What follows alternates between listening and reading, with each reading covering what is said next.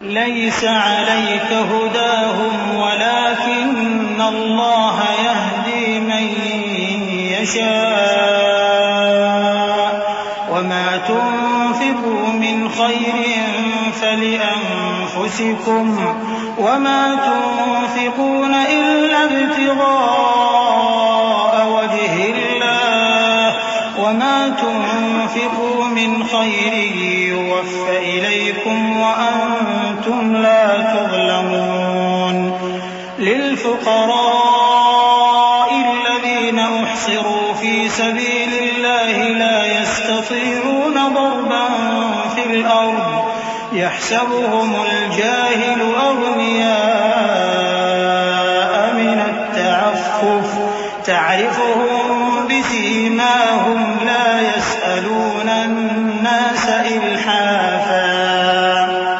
وما تنفقوا من خير فإن الله به عليم. اے نبی صلی اللہ علیہ وآلہ وسلم،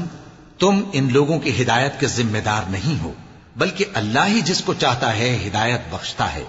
اور مومنو، تم جو مال خرچ کرو گے تو اس کا فائدہ تمہیں کو ہے، اور تم تو جو خرچ کرو گے اللہ کی خوشنودی کے لیے کرو گے، اور جو مال تم خرچ کرو گے وہ تمہیں پورا پورا دے دیا جائے گا اور تمہارا کچھ نقصان نہیں کیا جائے گا. اور ہاں، تم جو خرچ کرو گے تو ان حاجت مندوں کے لیے جو اللہ کی راہ میں رکے بیٹھے ہیں اور ملک میں کسی طرف جانے کی طاقت نہیں رکھتے اور مانگنے سے آر رکھتے ہیں، یہاں تک کہ نہ مانگنے کی وجہ سے ناواقف شخص ان کو تونگر خیال کرتا ہے. اور تم قیافے سے ان کو صاف پہچان لو کہ حاجت مند ہیں اور شرم کے سبب لوگوں سے منہ پھوڑ کر اور لپٹ کر نہیں مانگ سکتے. اور تم جو مال خرچ کرو گے کچھ شک نہیں کہ اللہ اس کو جانتا ہے. الذين ينفقون أموالهم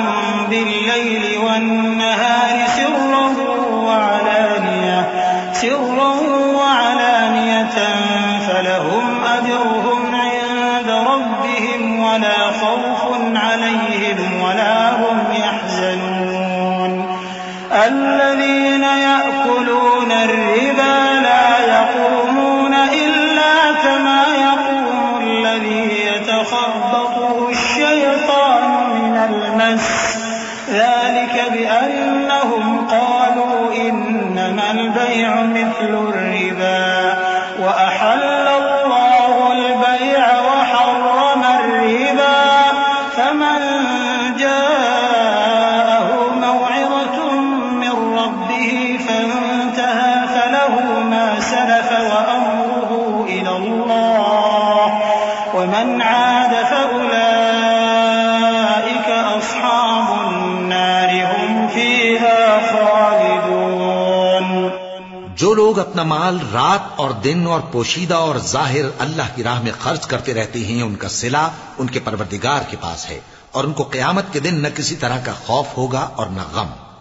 جو لوگ سود کھاتے ہیں وہ قبروں سے اس طرح حواس باختہ اٹھیں گے جیسے کسی کو جن نے لپٹ کر دیوانہ بنا دیا ہو. یہ اس لیے کہ وہ کہتے ہیں کہ سودا بیچنا بھی تو نفع کے لحاظ سے ویسا ہی ہے جیسے سود لینا،